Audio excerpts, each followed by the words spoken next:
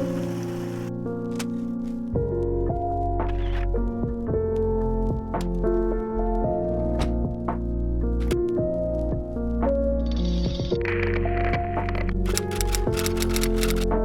guys, welcome back to another video. If you don't already know me, I am Aditi. So for today's video, I actually want to take you through my entire planning process for a new school year. We all know that summer break is coming to an end, and so it is for me. My school is really going to open in 2 days. So I want to plan ahead for about a few months so I can stay on track and stick to my deadlines. I use Notion as a platform to actually do all my planning. So first, let's get started with a monthly plan. So I actually started out with a monthly plan because it gives you a broad idea as to what you want to do in the entire month, and I've already done it for both the months September and August. So I have done this in a table format, and as you can see, in the first column are the dates, and the second column is this a checkbox kind of a thing where you tick it after you're done, so you know that you're done with that particular task. And the next column is your main task, basically your primary tasks, and then there's another checkbox for the additional tasks, and these additional tasks are tasks that I want to do other than the main tasks on that particular day. And there's another checkbox and for YouTube. So I plan out my videos here. Normally you can do grocery list or something that is not at the most important, but yet you want to get that done.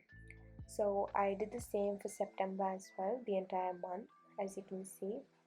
So guys, I'll take you through the process of how I made this table. So first I go to a new page and then I click on table, and as you can see on the title column, I changed the name to dates.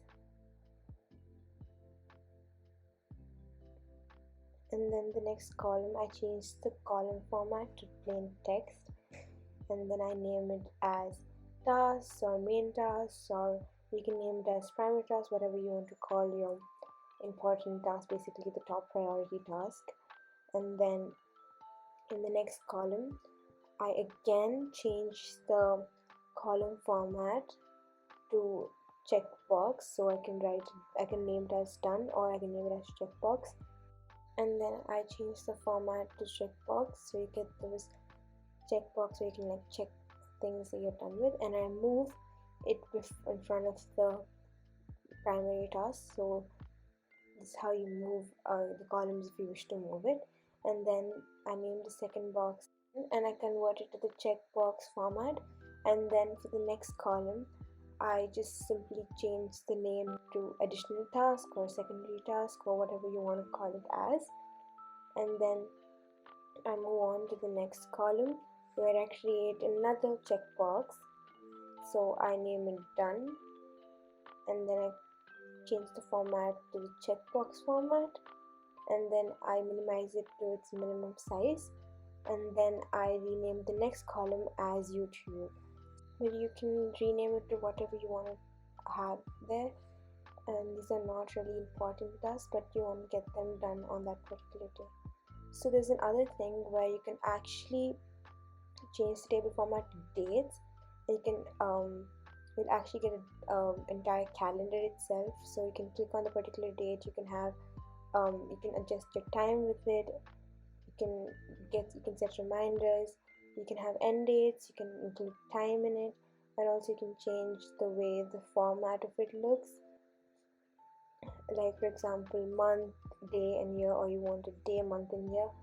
And then you can actually click on the days, and it'll remind you prior to your reminder or whenever you set your reminder. So moving on, I'll show you how I got done with my weekly agenda.